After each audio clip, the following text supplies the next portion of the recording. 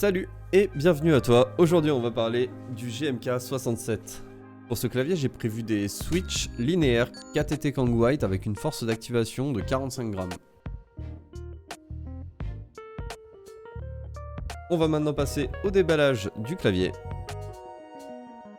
Donc ici le clavier est emballé dans une pochette plastique, rien de fantastique à ce niveau là.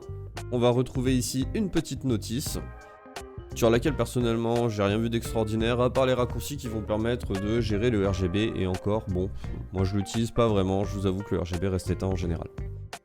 Mais avant tout on va directement passer à la lubrification des switches qui est une étape indispensable, et je dis bien indispensable pour toute personne qui fait son clavier elle-même. Pour ça on aura besoin de se munir d'un switch opener.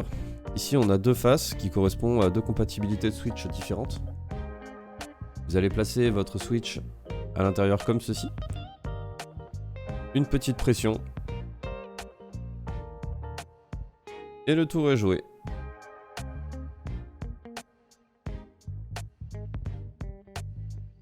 Donc un switch se compose de plusieurs éléments. Ici on a le top housing. Et on a le stem. Ici le spring. Et ici le bottom housing avec le metal leaf à l'intérieur qui va permettre le contact. Vous allez devoir vous munir de votre lubrifiant, ici de la 205 G0. Un stem holder pour tenir les stems peut être utile, après c'est une option facultative, mais pour plus de confort, quand même plus sympa d'en avoir un. On va déjà commencer par le stem. Ici, on va venir appliquer une fine couche de chaque côté du stem. Vous pouvez aussi faire les petites pattes que vous voyez sur la droite. Ça a été coupé au montage, mais je l'ai fait. Appliquez le reste de votre lubrifiant au niveau de là où se trouvera le spring. On va maintenant passer à la lubrification du bottom housing. Ici, on va venir appliquer une fine couche de lubrifiant sur les deux parties en contact avec le stem. C'est la partie dans laquelle va glisser finalement le stem.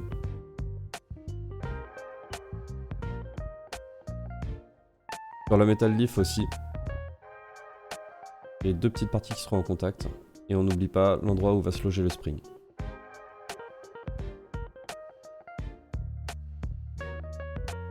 D'ailleurs, eux aussi vont avoir besoin d'être lubrifiés. On va venir appliquer finalement une fine couche à l'intérieur et à l'extérieur de chaque extrémité du spring pour les parties en contact avec le stem et le bottom housing. On va maintenant devoir répéter l'opération sur tous les switches.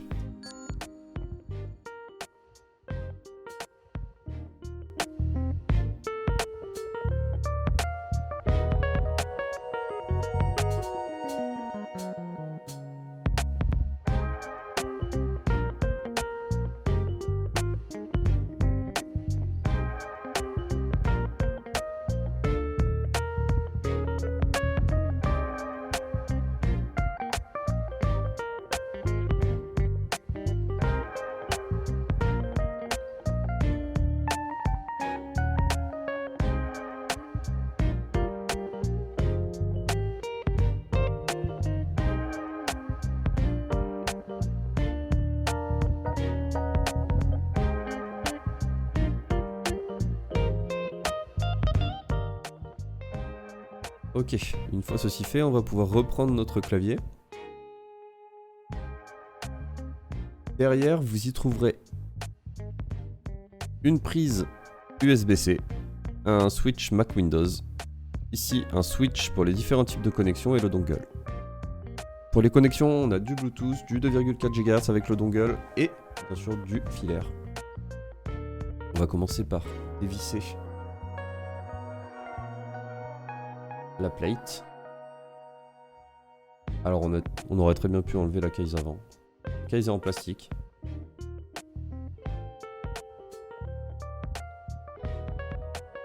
On enlève le knob.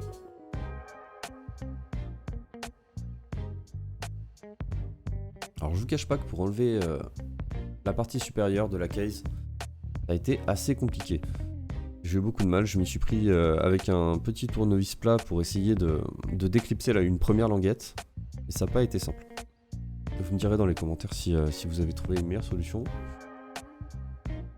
Mais je vous avoue que c'est plutôt compliqué. Donc ici, une plate avec de la mousse dessous.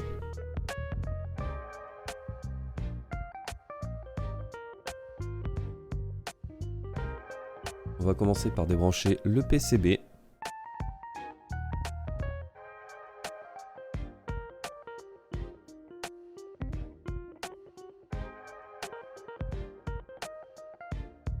Et voilà, on va maintenant pouvoir passer au tape mode. Alors c'est un mode facultatif qui consiste tout simplement à mettre du scotch de masquage derrière son PCB pour retenir toutes les hautes fréquences. Ici on va découper les emplacements des connectiques.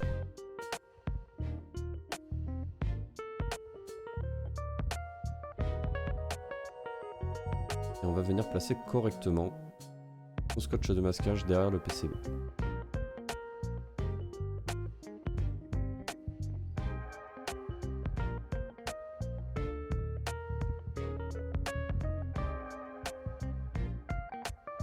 On va pouvoir reconnecter tout ça.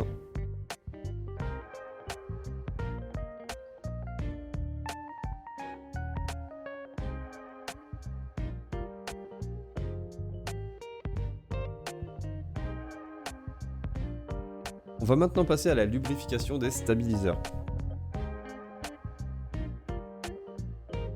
Alors pour les retirer, rien de plus simple. Vous munissez d'un petit tournevis plat, une petite pression, et voilà, le tour est joué. Alors sachez qu'il y a une languette aussi sur le devant, mais comme vous voyez l'état de mes ongles, c'est assez compliqué pour moi d'avoir la petite languette, donc je préfère les avoir par-dessous, c'est plus simple. Pour moi du moins. Une fois tous les stabiliseurs retirés, on va pouvoir les dissocier. Donc ici, on retire le wire, la barre en métal finalement. Et ici, on récupère donc le stem du stabilisateur et le housing. On va maintenant effectuer un band-aid mode. C'est un mode qui consiste finalement à venir placer un petit morceau de pansement entre le stem et le PCB pour venir amortir le bruit au moment du contact. Donc pour ça, je découpe l'épaisseur qu'il me faut. Et puis, je fais plein de petits morceaux.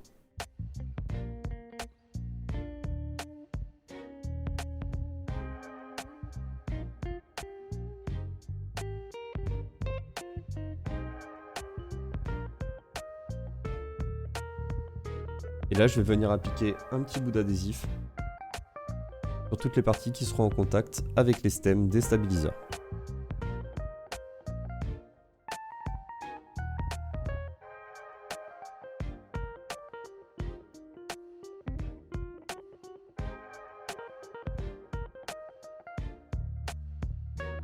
Passons maintenant à la lubrification.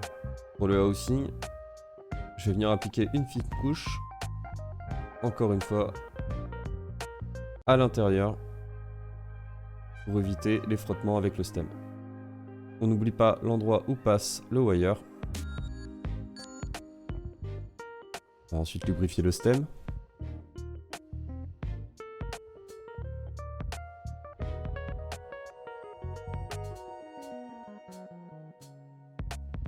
Pour le wire, n'hésitez pas à être généreux. On va venir appliquer une couche sur l'extrémité de la barre.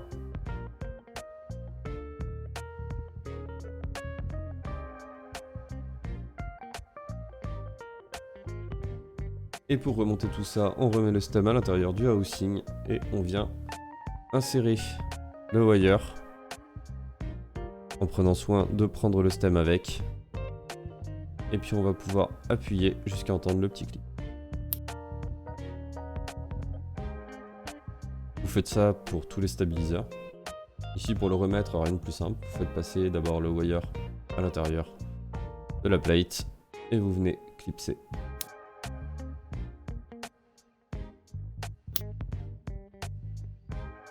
On va maintenant pouvoir remettre les mousses.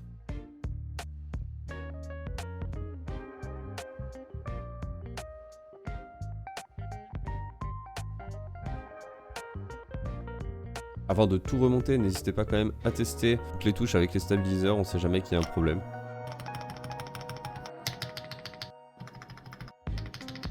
Une fois que tout est checké et que tout est ok, vous allez pouvoir remettre la partie supérieure de la case. Plus facile visiblement à monter qu'à démonter.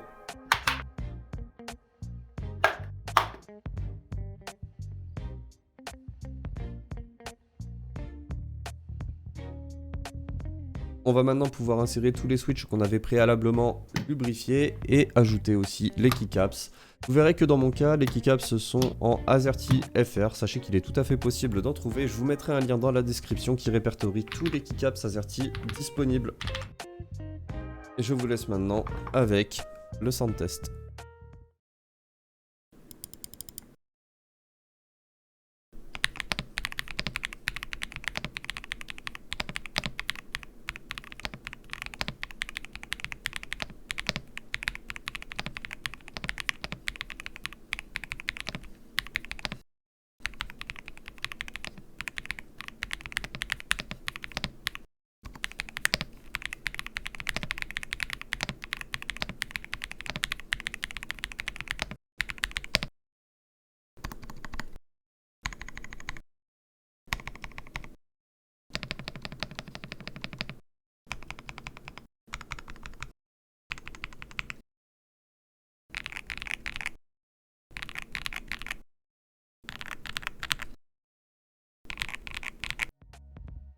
Voilà, j'espère que la vidéo t'aura plu.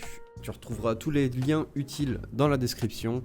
D'ici quelques semaines, une nouvelle vidéo devrait sortir concernant le montage d'un PC avec un rapport qualité-prix défiant toute concurrence. Le Black Friday peut aller se rhabiller, clairement. En attendant, d'ici là, je vous dis portez-vous bien et à bientôt.